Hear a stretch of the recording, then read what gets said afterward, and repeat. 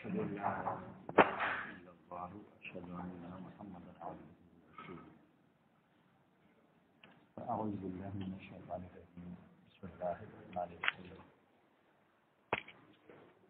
فأما من طغى وآثر الحياة الدنيا فإن الجحيم هي المأوى وأما من خاف مقام ربه ونهى النفس عن الهوى فإن الجنة هي المأوى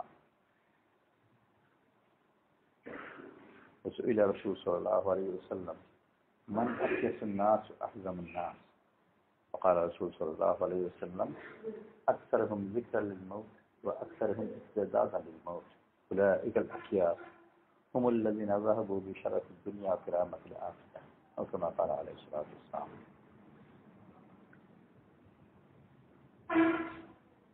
দুনিয়া মানুষের জীবন প্রধানত দুই ধরনের পথের পথে দুনিয়ার সব মানুষ। একজন তারা এই দুনিয়ার জীবনকে অগ্রাধিকার দিয়ে চলে, আর আরেকজন যারা আখিরাতের জীবনকে অগ্রাধিকার দেয়। আসার আল হায়াত দুনিয়ার জীবনকে অগ্রাধিকার দেয়। তো দুনিয়ার জীবনকে যদি অগ্রাধিকার দেয় তো তার জন্য আখিরাতের জীবন স্বীকার করলেও সম্পূর্ণভাবে শুদ্ধভাবে দিনের উপর চলা বা শুদ্ধ জীবনযাপন সম্ভব হয় না। আর এর মোকাবেলায় যারা আখিরাতকে অগ্রাধিকার দেন তাদেরকে দুনিয়ার কিছু ছাড়তে হবে।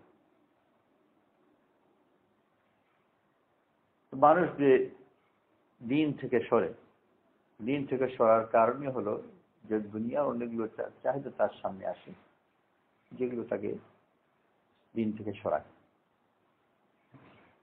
আমরা দেখি সমাজের মধ্যে যারা বিভিন্ন ধরনের অন্যায় কাজ করে, তারা যে নামাজ পড়ে না, রোজা রাখে না এমন কথা না,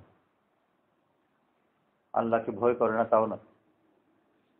আল্লাহর ভয়ও আছে, আখিরাতের চিন্তাও আছে, নামাজও পড়ে, রোজাও রাখে, মানুষের কাছে দোয়াও চায়, সদকা খয়রাতও করে, কান্নাকাটিও করে, কিন্তু তারপরে আবার গুনার কাজগুলো কেন করে? অন্যের সম্পত্তি দখল করবার চেষ্টা করে, ভুল দলিল চাল দলিল করে। অর্থাৎ গুনাহ যে করে এরা তার কাফির তো নয়, মুসলমানই, কিন্তু মুসলমান হওয়া সত্ত্বেও আখিরাতের চিন্তা ফিকির থাকা সত্ত্বেও সে করে। আখিরাতের ফিকির আছে, কিন্তু দুনিয়ার এই চাহিদা এর চেয়ে বেশি প্রবল হওয়ার কারণে তো টানাটানি করতে করতে শেষ পর্যন্ত যেটা প্রবল ওইটাই টিকে। স্কুল ইত্যাদিতে ওই খেলার মধ্যে একটা খেলা থাকে, টাগ অফ ওয়ার বলে। দড়ি ধরে দুই দল, এদিকে 10 জন ওইদিকে 10 জন টানাটানি করে যে কাদের শক্তি বেশি, কারা টেনে নিয়ে যেতে পারে। তো মানুষের মনের মধ্যে ওরকম টানাটানি, দুনিয়ার চাহিদাও টানে, আখিরাতের ফিকিরও আছে, শেষ পর্যন্ত ঠিকই ওইটাই যেটা জোর বেশি। তো আল্লাহ তাআলা আম্বিয়া আলাইহিস সালাতু ওয়াস সালামকে পাঠিয়ে মানুষকে আখিরাতের চর্চা খুব বেশি করে করিয়েছে, যেটা আখিরাতের ফিকির এত বেশি হয়েছে আখিরাতটাই যেন টিকে। মক্কার 13 বছরের মেহনতের মধ্যে কোরআন শরীফ যেগুলো নাজিল হয়েছে প্রায় সবই আখিরাতের দিনের বিভিন্ন ধরনের বর্ণনা। কিয়ামতের দিন সম্বন্ধে, পাহাড়গুলো তুলোর মধ্যে উড়বে, সূর্য ম্লান হয়ে যাবে, তারাগুলো খসে পড়বে, আসমান ভেঙে যাবে, এই জাতীয় কথা প্রায় 13 বছর কোরআন শরীফের মধ্যেও আর রাসূল সাল্লাল্লাহু আলাইহি ওয়াসাল্লামের কথাবার্তার মধ্যেও সব জিনিসের মধ্যে বারবার করে আখিরাতের কথা বলা হয়েছে। পথে চলছেন, রাস্তার পাশে খালি মাঠের মধ্যে একটা মরা ছাগল পড়েছিল, লেজ কাটা মরা ছাগল। রাসূল সাল্লাল্লাহু আলাইহি ওয়াসাল্লাম সঙ্গে জিজ্ঞেস করলেন যে কে আছো এই ছাগলের টাকা 4 দিরহাম দিয়ে কিনবে? এটা 4 দিরহাম দিয়ে তো জীবিত হলেও কিনতাম না, আর মরা ছাগল দিয়ে কে কিনবে? রাসূল সাল্লাল্লাহু আলাইহি ওয়াসাল্লাম বললেন যে আল্লাহর কাছে দুনিয়ার দাম এই মরা ছাগলের চেয়েও কম। অথচ রাসূল সাল্লাল্লাহু আলাইহি ওয়াসাল্লামকে কেউ কিন্তু জিজ্ঞেস করেনি যে ছাগল সম্বন্ধে কিছু বলেন, ওই ছাগলের দাম কত, কোনো প্রসঙ্গ নয়। কিন্তু রাসূল সাল্লাল্লাহু আলাইহি ওয়াসাল্লাম চলতে ফিরতে উঠতে পড়তে প্রসঙ্গ হোক আর না হোক ওই ঘুরে ফিরে আখিরাতের কথাগুলো আনতেন, যেখানে সে আখিরাত চিন্তা করতেন। দেয়াল ফেটে গেছে বা ভেঙে গেছে, ওইটাকে ঠিক করছেন সম্ভবত আবু হুরায়রা রাদিয়াল্লাহু আনহু। রাসূল সাল্লাল্লাহু আলাইহি ওয়াসাল্লাম দেখলেন যে উনি ওনার ঘরের দেয়ালকে ঠিক করছেন। রাসূল সাল্লাল্লাহু আলাইহি ওয়াসাল্লাম বললেন যে মওত এর চেয়ে আরো বেশি কাছে, মানে তো চিন্তা করছে যে দেয়ালও তো ভেঙে পড়বে, কিন্তু দেয়াল ভেঙে পড়বার আগে আগে তো তার মওতই চলে আসতে পারে। ছোট্ট একটা প্রয়োজনীয় জিনিস করছেন, কিন্তু ওই মওতের কথা আবার মনে করে দিলেন। তো নিজেও মওতের কথা খুব বেশি মনে করতেন, আর সাহাবাদেরকেও বারবার করে মওতের কথা আখিরাতের কথা মনে করাতেন। আর মানুষ যে দুনিয়ার লোভ আর মোহ ছাড়বে, কেন ছাড়বে? ছাড়বার যদি কিছু একটা থাকে তবে না ছাড়বে, ক্ষমতার বুকে ছাড়বে না, কাউকে তো পাগল ছাড়বে। পাগল হাতে টাকা আছে যদি ফেলে দিল, বুদ্ধিমান মানুষ ফেলে দেবে না, কিছু কিনবে। হাত ছাড়া করে তো পাগলও করে, বুদ্ধিমান লোকও করে, কিন্তু বুদ্ধিমান লোক কিছু বিনিময় করে, কিছু কিনছে, আর পাগল এমনি ফেলে দেবে। এমনি থেকে যদি দুনিয়া ছাড়ে তো পাগলামি হবে, কিন্তু কিনবার জন্য ছাড়ে, ওটা বুদ্ধিমানের কাজ হবে। তো আল্লাহ তাআলা দুনিয়াকে তো আমাদের ব্যবসার জায়গা বানিয়েছে, তিজারত, হাল আদুল্লুকুম আলা তিজারত, এটা ব্যবসা। আর ব্যবসায় ফেলে দেয় না, ও কিছু দেয় কিছু নেই। তো দুনিয়া যে দেবে, দুনিয়া মানুষের আল্লাহ তাআলা সৃষ্টি করেছেন, তার মনে নানান ধরনের চাওয়া আছে, শখ আছে, প্রয়োজন আছে, তার মন চায়। এই মনের চাওয়াগুলো যে ছাড়বে, কিছু পাওয়ার আকর্ষণ যদি থাকে তো সেটা পাওয়ার জন্য ছাড়বে। তো আল্লাহ তাআলা আখিরাতের নিয়ামতকে এত বেশি তুলে ধরেছেন যে ওটার আগ্রহ যেন এত বেশি বাড়ে, এত বেশি হয় যে ধীরে ধীরে দুনিয়ার বহুত কিছুকে ছাড়বার জন্য রাজি হয়ে যায়। আর যদি ওই পাওয়া তাকে ভালো লাগে তো কোনো ছাড়াই বড় মনে হবে, আফসোস করবে। তো যে তার গ্রামে সুন্দর বাড়ি ছিল, সুন্দর বাড়ি, ঘাট, পুকুর, খুব ভালো সবকিছু, তো সব বিক্রি করে শহরে বাড়ি কিনলো, আরো ভালো, আরো সুন্দর, আরো আরামে থাকে। তো যে এর চেয়ে আরো ভালো বাড়ি কিনেছে, আরো সুন্দর, আরো আরামে থাকে, সে তার গ্রামের বাড়ির জন্য আফসোস করবে, কারণ এর বিনিময়ে এর চেয়ে আরো বেশি ভালো পেয়েছে। কিন্তু যে ওগুলো তো গেল, আর এখন থাকে পলিথিনের নিচে, তখন থাকে না, তখন থাকে না ড্রেনের পাশে। ওর যখনই মনে পড়ে যে আমার কত সুন্দর বাড়ি ছিল, তখনই কাঁদবে, দুঃখ করে, কারণ বিনিময় কিছু পায়। তো আল্লাহ তাআলা আমাদেরকে দিন দিয়েছেন যে আল্লাহর পথে বেরোয় আমার নজরকে আখিরাতের দিকে এত বেশি চালাতে, যেন দুনিয়ার যে কোনো কিছু ছাড়া আমার জন্য সহজ। দাম, ভালো জিনিস পেলে যে কোনো দাম দিতে রাজি হয়। বের হয়েছে 10 টাকা নিয়ে একটু রুটি কিনবে, খুব ক্ষুধা, ওইটাই তার প্রবল প্রয়োজন। হয়তো কয়েকবেলা খায়নি, খুবই ক্ষুধা পেয়েছে, 10 টাকা পেয়েছে, ওটা দিয়ে একটা রুটি খাবে। এই সময় যদি এটা কাঁচা রুটিও পায়, ওইটাই মজা লাগবে, তরকারি দোকান। খুব মনে আগ্রহ যে রুটি কিনবো আর খাবো, খুবই ক্ষুধা। ওই সময় তাকে কেউ লাখ টাকার এটা গলার হার দেখিয়ে বললো যে কোনো কারণে কেউ নিয়ত করেছে, কেউ মানত ছিল যে এইটা বিক্রি হবে, প্রথম যে ব্যক্তি পায় তার সে যে দাম দিয়ে হোক তার কাছে বিক্রি করবে। তো তুই কিনবে না, দাম 1 লাখ টাকার মতো হবে, সে আবার বুঝে যে নকল জিনিস নয়, এটা বুঝতে পারছে। আর সে একটা যে বিক্রি করছে সেটা এটা কোনো একটা মানতের চাপের মধ্যে পড়ে গেছে, ঠিক আছে দেখি 10 টাকা দিয়ে রুটি না কিনে ওই হাত কিনে ফেলবে। কেন কিনবে? যে জন্য তারপর এগুলোতে আরো অনেক রুটি করতে যাবো। আর তারপর কেনার পরে কিছুক্ষণ দিয়ে যে একটা রুটি ওখানে ছিল দোকানে, ওটা রুটির মধ্যে বিক্রি হয়ে গেল, হার পেয়ে গেছে, ওটা বিক্রি করে তারপর রুটি আর রুটিও পাচ্ছে না। এরপরে করবো ঠিক আছে, একটু দিনের খোদা সহ্য করেছি, 2 দিন খোদা সহ্য করেছি, আরেক নয় 2-4 ঘন্টা একটু সহ্য করলাম না, ওইটার দিকে টাকা ভাঙা। অর্থাৎ ওর প্রবল চাহিদার সামনে 10 টাকার সামনে যদি এর চেয়ে আরো বেশি বাজার জিনিস পায় তাও ছাড়তে রাখবে। যদিও 10 টাকা দিয়ে রুটি কেনা চাইতে বড় প্রবল। তো মানুষের মিজাজ হচ্ছে যে যে কোনো কিছু সে ছাড়তে রাজি হয় যদি এর চেয়ে আরো ভালো জিনিস তার সামনে থাকে। আর যদি না থাকে তো এটা তুচ্ছ জিনিসই কেন ফেলবে? ছিঁড়া কাঁথা ওইটা ফেলে দেবে, তাকে কাজে লাগবে, ঘর মুছতে কাজে লাগবে, গাছ দেওয়ার কাজে না লাগলেও আবার রেখে দেবে। কিন্তু যদি দেখে ছিঁড়া কাঁথা বলে বললে ভালো হয়েছে, কাশ্মীরি শাল পাচ্ছি, তো দৌড় দিয়ে এমনিতে ফেলে দেওয়ার জিনিস ছিলই।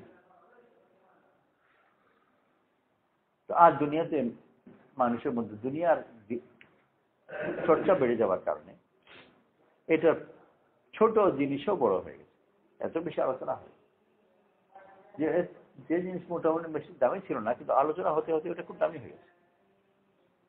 গ্রামে বাড়ির ভিতরে বুড়ি তাও ক্রিকেট সম্বন্ধে কথাও বলছে, শুনছো আবার দেখো কি হচ্ছে, ওয়ার্ল্ড কাপ ক্রিকেট হচ্ছে, কিছু পরে আবার সবাই চিৎকার করে উঠেছে, জিজ্ঞেস করে কয় গোল হলো।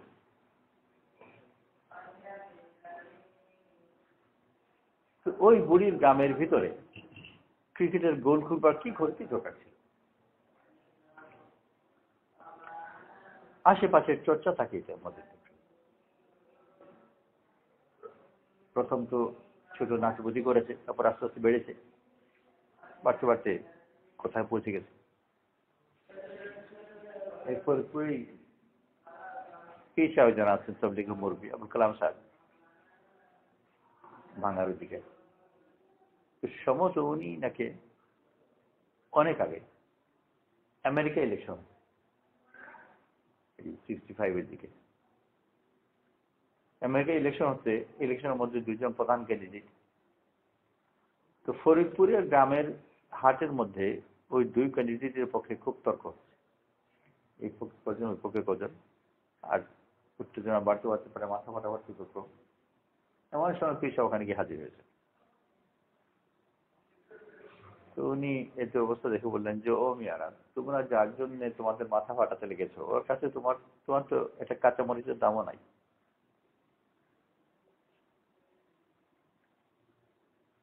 ওর কি ঠেকা পড়ে?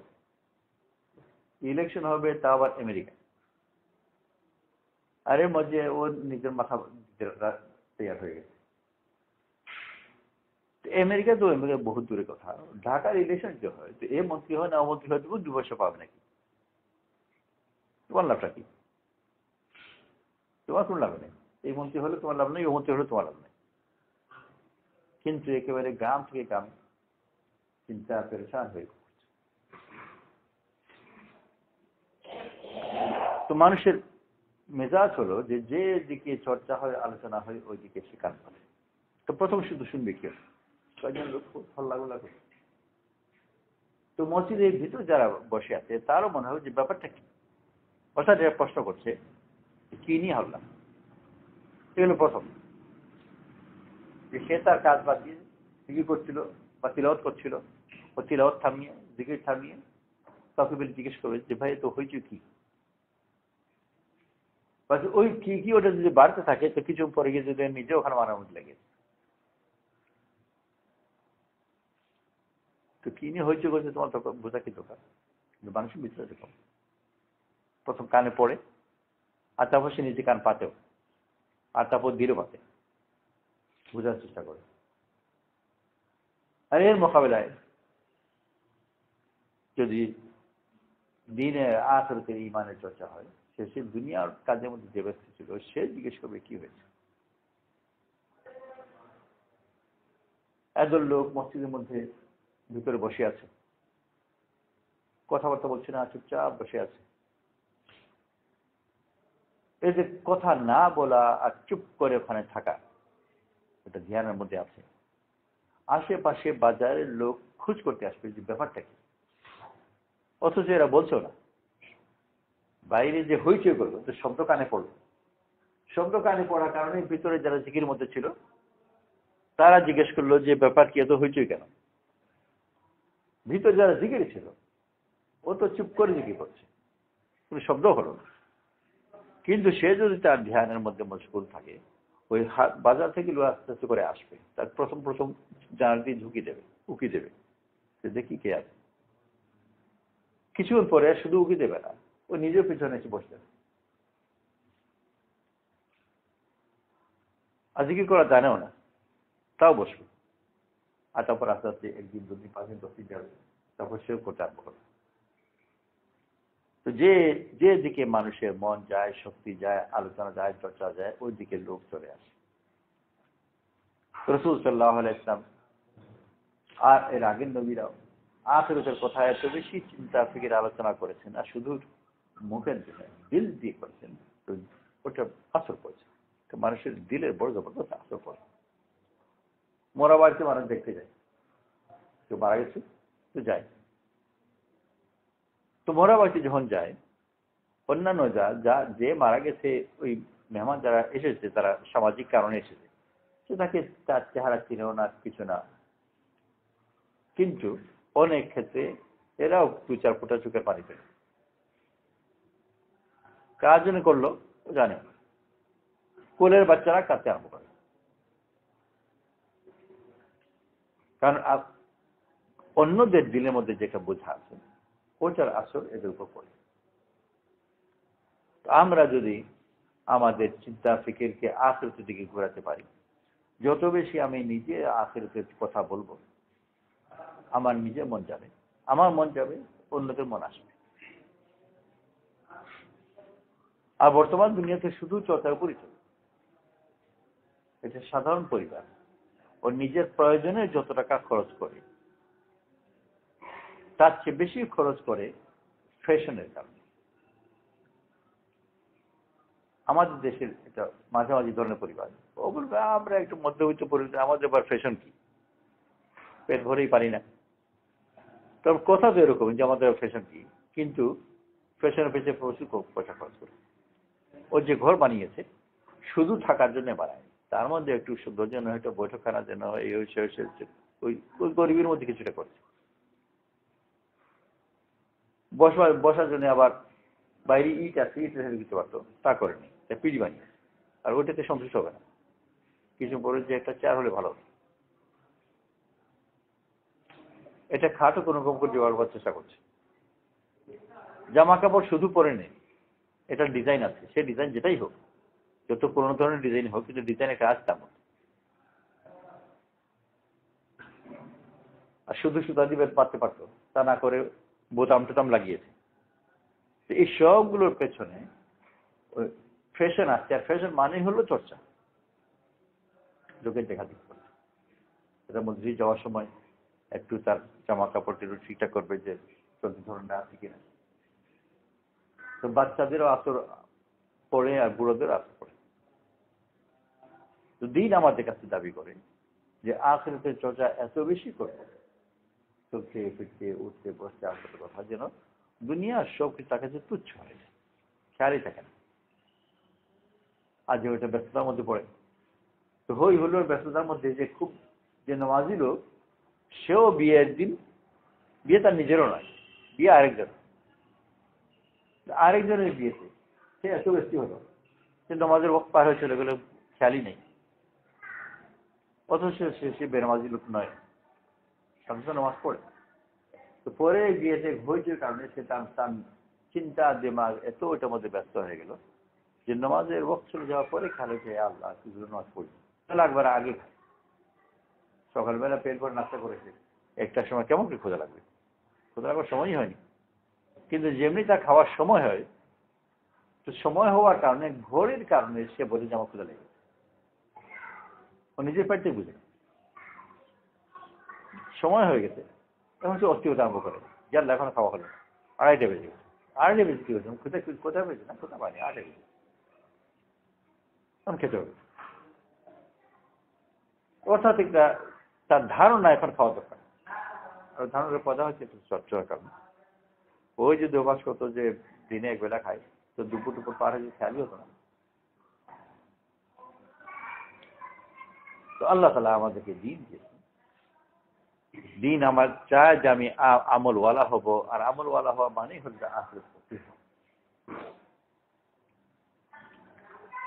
আখিরাতের চর্চা যত বেশি হবে, তত বেশি দিনের উপর আমল করা সহজ। আর মন তৈয়ার হয়ে গেলে কষ্ট সহজ হয়ে যায়।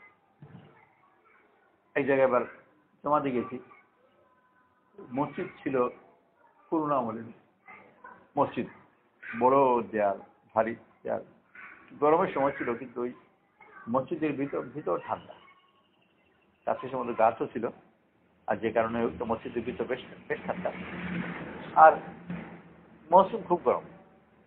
কাছে চৌরাস্তা, ওখানে অনেকগুলো রিক্সা, তো ওখানে গাছ জমা থেকে গাছ গেলাম। ওই রিক্সা যারা অপেক্ষা করছে প্যাসেঞ্জারের ঠিক পাবে রোদের মধ্যে, তাদের কাছে কাজ করে কিছু এলো, কিছু এলো, একটু কোনো কোনো উঁচু করে কিছু 2-4 জনকে হয়তো মসজিদের ভিতরে আনা হলো, তালিমে বসলো। কিন্তু সে তো তার রিক্সার চিন্তার মধ্যে আছে, বেশি কিন্তু বসতে পারলো না, 2 মিনিট বসে একটু অস্থিরতার মধ্যে উঠে চলে গেল। বাইরে এত প্রচন্ড রোদ এবং গরম, আর মসজিদের ভিতর খুব ঠান্ডা আরাম, কিন্তু এই আরামের মধ্যে সে আরাম পাচ্ছে, তার মন অস্থির, যেখানে বসে বসে আমার লাভটা কি হচ্ছে। আর বাইরে গিয়ে যে ওখানে বসিত হয়তো প্যাসেঞ্জার পাবো, এটা কি পাবো, 500 টাকা পাবো। তো ওই চিন্তার কারণে ওই ছায়ার মধ্যেও সে গরমে আরাম পাচ্ছে না, আর রোদে গিয়ে সে বসবে। তো মানুষের মন যেদিকে টানে ওই দিকে তার সব আরাম পায়, আর মন যদি না থাকে আরাম পাবে। আমি নামাজ রোজা জিকির তেলাওয়াত সবই জানলাম, মন না টানলে তো করবো না কোনোটাই। আর ব্যবসা বাণিজ্য তাও জানি, কিন্তু মন যদি না টানে তাহলে ওইটাও করবো না। তো মন যেদিকে টানে ওইটাই করবো, আর মন টানে তো ওইটাই যেটার দিকে আমার চর্চা বেশি আলোচনা হয়। তো চর্চা আলোচনার কারণে একটা বেদামি জিনিস মানুষের কাছে মূল্যবান হয়ে যায়। এটা আমার সাথে কোনো সম্পর্ক নেই, কোথায় ইলেকশন হচ্ছে, কে মন্ত্রী হবে, এই যে সাধারণ মানুষ, ওর সাথে কি সম্পর্ক? এর সাথে এই কারণে ওর এক বেলা চা পাবে না, তাকে কেউ এটা করাও দেবে না, একটা ভিডিও দেবে না। কিন্তু চর্চার কারণে তার কাছে এত গুরুত্বপূর্ণ হয়ে গেছে, যখন সে খুঁজ নেয় যে কি হলো, তো কোথায় কোন দেশে খেলা হচ্ছে, ওইটাও জিজ্ঞেস করবে কে জিতবে। দিন মানে চর্চা, মুজাকরা, জিকির। তো ওমর রাদিয়াল্লাহু আনহু বলেছেন যে বাতিলকে মেরে ফেলো, তার আলোচনা ছেড়ে দিই।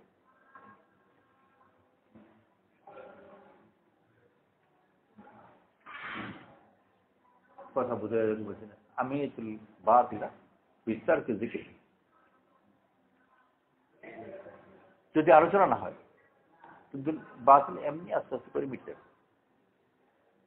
আর এর মোকাবেলায় হককে জিন্দা করো, তার আলোচনা বাড়ে। ভালো বলা তো কেন, এমনকি খারাপ যদি বলে তাহলে তার গুরুত্ব বাড়ে। এই মজলিসের মধ্যে যদি কোনটা মজলিসের আলোচনা হয় যে ওই বাড়ি ওই জায়গায় একটা নিম গাছ আছে, ওই নিম গাছের নিম এত তিতা, আর এই বলতে থাকে, এত তিতা নানান ভাবে এই বলে সেই বলে। একদিনে কাক উপর দিকে যাচ্ছিল, ওইটার উপর তিতা আসে পড়ছে, কাক পড়ে মরে গেছে। এই যে বলতে মজলিসের জন্য বিশেষ করে একটু কম বয়সে যদি কিছু থাকে, আর বুড়োরা একটু থামবে না, বুড়োরা একটু পেছনে থাকবে, আর বাচ্চারা একটু আগে আগে থাকবে। রওনা হয়ে যদি গিয়ে একটু খেয়ে দেখি যে কিরকম দিনটা, এত কি তিতা হলো, দেখি তো একটু। তো তিতা সে মোটেই পছন্দ করেন, কিন্তু এত মারাত্মক তিতা, এটা একটা জানবার জিনিস। আমি বলতে পারবো যে আমি খেয়েছি। তো ভালো হোক আর মন্দ হোক, চর্চা যদি প্রবল হয় সেটা মনকে চেঞ্জ, আর ভালো হলে তো আরো বেশি। তো এটা দিল্লির লাড্ডু সম্বন্ধে যে বলে যে খেলেও সে অফসোস করে, যে না খেলেও সে অফসোস করে। जो खाया वो भी पछताया, जो ना खाया वो भी पछताया। কেন এত পস্তানো? উভয় পস্তানো ওই আলোচনা কামে, যে খায়নি ও তো বুঝে। সে তো শুনলাম, খেয়ে দেখতে পারলাম না। আর যে খেয়েছে সে অবস্থায় ফালতু মুখে দিয়ে দেখে কিছুই না, শুধু আটা। এত টাকা দিয়ে কিনলাম, দিল্লির মনে করে আটা মুখে দিয়ে ছুটু করে ফেলে দিবে। এরপরে আর কিছু, পুরা দুনিয়া চলছে চর্চার জোরের উপর। গ্রামের ভিতর মেয়েকে পড়াতেই হবে, ছেলেকে তো পড়াতে হবেই, মেয়েকেও পড়াতে হবে। আর পড়াতে হতে কারো কারো শিখেছে এম এ পাস করা। গ্রামের মধ্যে জানে যে যে দুদিনতে পড়াশোনা করেছে, ওই বেশি পড়াশোনার কারণে ওদের বিয়ের সমস্যা হয়েছে। কারণ এম এ পাস হয়ে গেছে মেয়ে, বা কবে বিয়ে পাস হয়ে গেছে, এখন পাঠশালার ছেলে কৃষকের কাছে বিয়ে দিতে চায় না, সে নিজেও বিয়ে করতে চায় না, কারণ তার লেভেল বেড়ে গেছে। তো আরেকজনকে পাস করিতে আরেকজন কি লাভ হবে? তো যে পাঠশালায় ভর্তি হয়নি, সে আরেক কৃষকের বাড়িতে তার বিয়ে হয়েছে, তার বাচ্চা টাচ্চা হয়ে গেছে, প্রতিষ্ঠা হয়েছে। আর যে পড়াশোনা করছে, যে পড়াশোনাই করছে, আর তারপর কি হবে? ছেলেই যে বিয়ে পাস করলো, লাভটা কি হলো? তো বিয়ে পাস করা সে প্রফেসর হতে পারেনি, আর ম্যাজিস্ট্রেট হতে পারেনি, আর লাঙ্গলও ছেড়ে দিয়েছে, যাবে কোথায় মাঝখানে? কিন্তু তারপরেও হিড়িক যখন পড়ে, তো বলে যে আমিও তাহলে করতে চাই, ডিগ্রিটা দরকার। হ্যাঁ, আল্লাহ তাআলা আমাদেরকে দিন দিয়েছেন যে আল্লাহর পথে বের হয়ে আমার চর্চার অভ্যাস করি, কিন্তু আল্লাহর পথে বের হওয়া থাকা অবস্থায় চর্চাতেও দিন আসবে। চর্চা যখন আমার হাটে ঘাটে বাজারে বাড়িতে ঘরে যদি আমি দিনের চর্চার মধ্যে না আনতে পারি, তাহলে দিনের পথ চলা কঠিন। সে আল্লাহ তাআলা আমাদের সবাইকে তৌফিক নসিব করুক। আল্লাহর পথে বের হয়ে দিনের কথা বা আখিরাতের কথা চর্চা বাড়াবার অভ্যাস করবার চেষ্টা করি, আর এর মোকাবিলায় দুনিয়ার কথা কমাবার চেষ্টা করি। সুবহানাল্লাহ।